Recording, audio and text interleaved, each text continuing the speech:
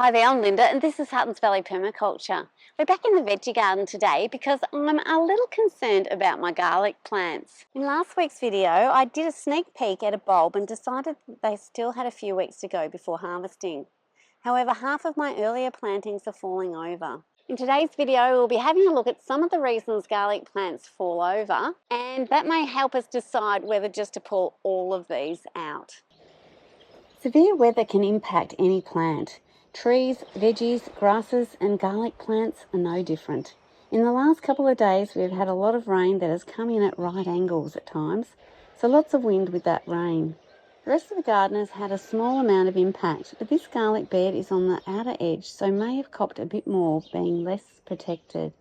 So yes, this could definitely be a reason. The second reason is poor nutrition. Garlic plants need loads of nutrients to help them thrive throughout the year, and without that, it could contribute to plants that are falling over. I certainly don't think this is our issue. At planting time, I put down plenty of mushroom compost and also a good layer of homemade compost. I also planted mustard seeds which grew into great, huge mustard plants. I planted these as they fix nitrogen, and when the plants die, that nitrogen is released to the soil. I did end up having to cut these plants down myself as we didn't get the frosts I expected during winter, which would have killed them off. So it was fairly tedious, and I'm not sure that I'd do that again. The third way I fertilised my plants was by adding duck bedding, which is a mix of organic material and nitrogen-rich manure. So that added heaps of fertility to this bed. So lack of nutrients is not one of our issues here. Another potential reason for our plants looking like this are pests and diseases. Rust and white rot, insects such as mites, maggots or thrips can all affect garlic plants, which are usually fairly hardy. It's fairly obvious with the yellowing and the reddish spots that something is going on here, and clear my plants are badly affected by rust. Rust is a fungal disease which thrives in moist, warm environments. Lately we've had a lot of rain, but then the sun comes out and it warms up a lot. So that's perfect conditions for this rust problem to spread. So that's the second issue that could have caused these plants to be falling over. Reason number 4 could be poor location. Garlic plants do best when planted in a location that receives 6 to 8 hours of sunlight each day and in soils that have a fairly neutral pH. pH is something I don't worry about, choosing instead to focus on soil improvements such as all the fertility additions that I've mentioned earlier. So I really don't know if the pH is optimal or not. The sunshine has not been an issue. I like growing in this location for the exact reason that it receives the most sunlight of this whole garden, and plants have done well here before. Reason number 5 is underwatering. If the soil is really dry, then the plants can't absorb any of the nutrients, and that would certainly lead to poor plants which would flop over like this. However, right throughout this growing season for these plants, we've had plenty of rain, so that's certainly not been an issue here. The 6th reason that plants could be falling down is overwatering. Now, I've already mentioned that we've had a bit of rain here lately, especially this month. It's just been pouring, and that can increase the chances of fungal disease and bacterial infections, and is probably one of the reasons the rust has taken off. Now, if you've got plants that aren't ready to harvest and they have been overwatered, then just let the soil dry out completely before watering again. The final reason that your plants might be falling over is that it's close to harvest time and they often droop over at this time. My quick peek last week kind of made me feel that they weren't ready for harvest, but perhaps they are. Another sign that they're ready to harvest is the leaves at the bottom are starting to dry off. So that's a pretty good sign as well. So out of the 7 reasons we've mentioned that plants could be falling over, my plants have 4 of them. The first was severe weather blowing them over. The second was disease, so there's certainly got a bit of rust going on. The third is overwatering with all the rain that we've been having. And the 4th, it is pretty close to harvest time, so maybe they're just ready to be pulled out. So to see what's going on with these plants, I think it's time to pull a bulb from each variety and just have a look and see what's happening. Now, I did plant 5 different varieties in this bed that I planted earlier. We will be leaving the plants that I planted a month later because they're still looking quite good. I separated each variety with tomato garden stakes so we know where each variety starts and finishes. So let's have a look. This first variety is a Flinders Island Purple. Oh, there's plenty of worms in here, so there's no shortage of fertility for sure. So it's not very big, but you can see the cloves are just starting to be defined. So it would be good if that sort of went a little bit longer, I think, but I just don't know if these plants are really up to it. Anyway, we'll get the next one out, which is a Tasmanian Purple. So just on the other side of my marker, let's try this plant here and see what's happening.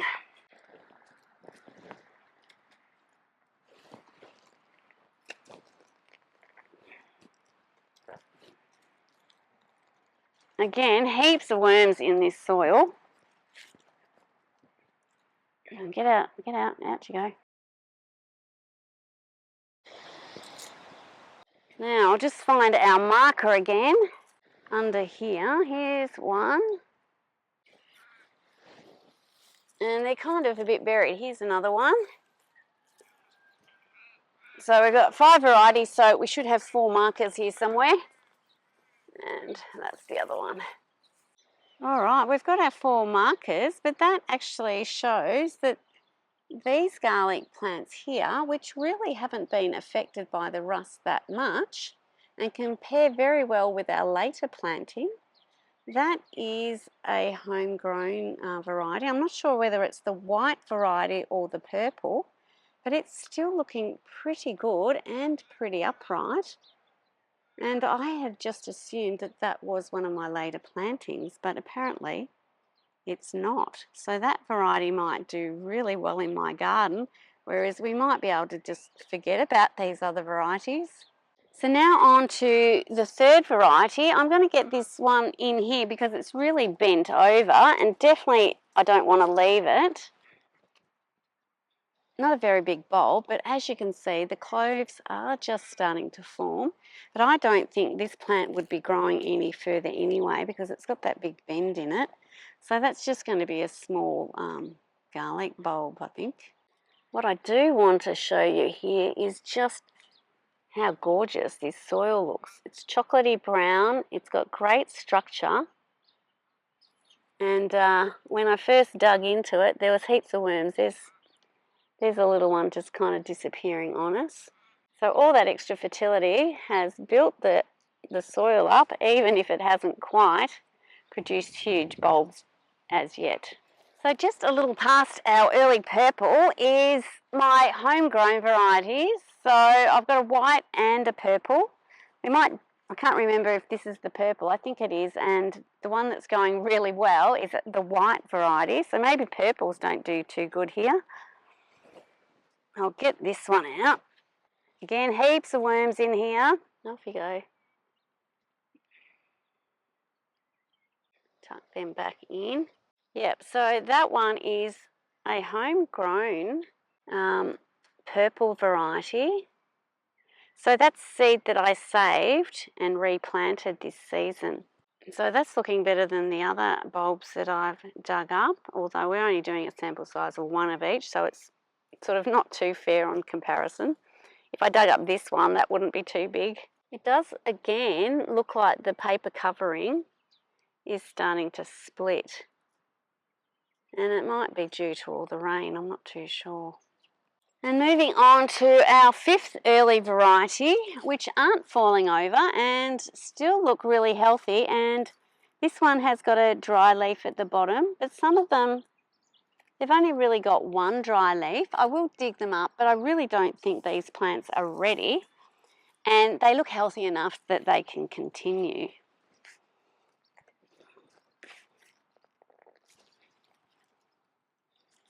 Yep, these are my white varieties, and as you can see, that's really tiny still. So these plants have still got a long way to go. So that's our 5 varieties. Pretty happy that my homegrown purple is looking pretty good amongst that.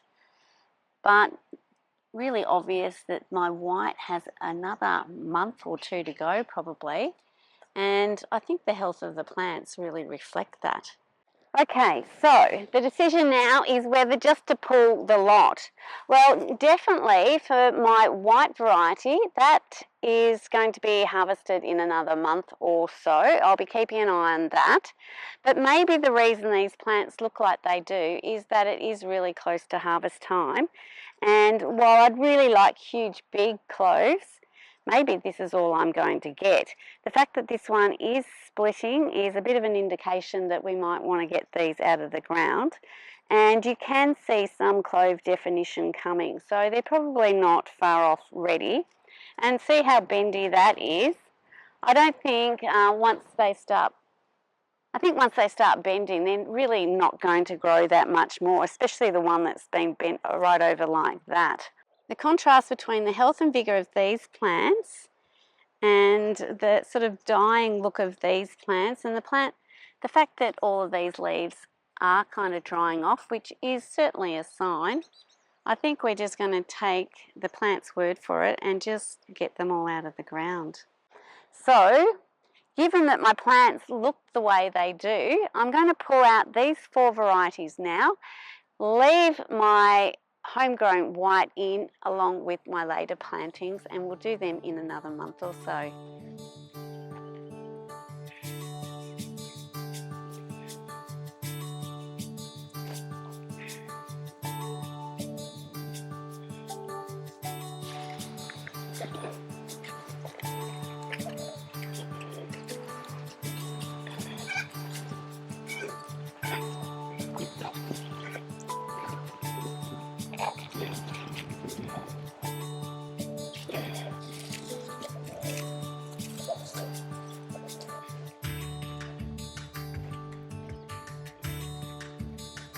Just make sure I cover up all the soil again and keep those worms happy.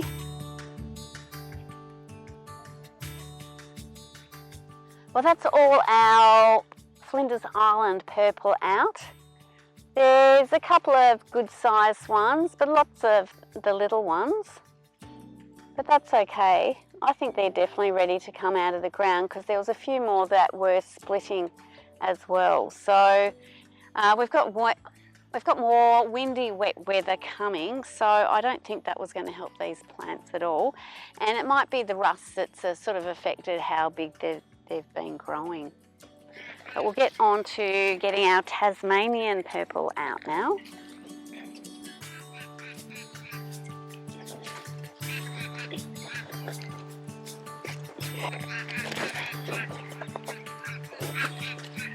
These are my Tassie purple at this point. Now, having a look at the plants, they're not falling over as much as the next 2 varieties.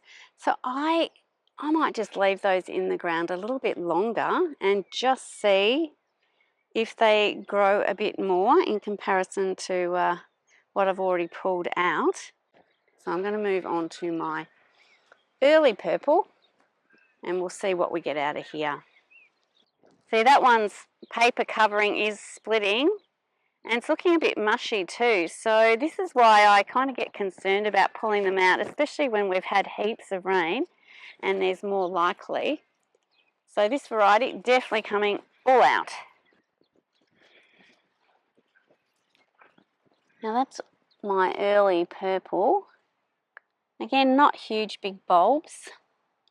And I think we've seen the impact of the rust on those. Yeah, so those bulbs, there were some rotting a little bit and just not looking great, especially with all that rust on it. So they are good to be out of the ground. We'll see how we go with a few more of these. They're very bendy at the base, which I kind of think is a sign the plant wants to get out of here.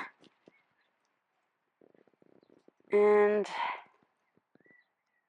yeah, I just worry about rot really, and I don't want to waste them all.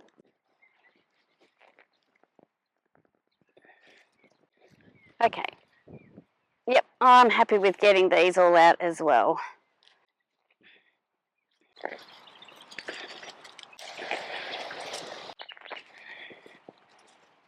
Okay. Well, that's my early purple. Again, you can sort of see why I'm concerned with that one. It kind of's got the appearance that it might be rotting a little bit, and certainly the paper covering on this one is sort of not great.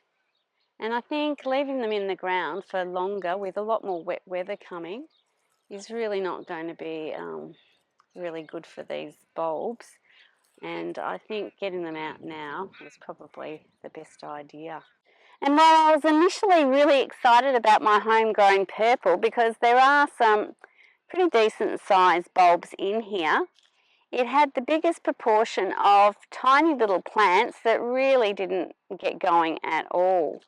So who knows what's gone on with that.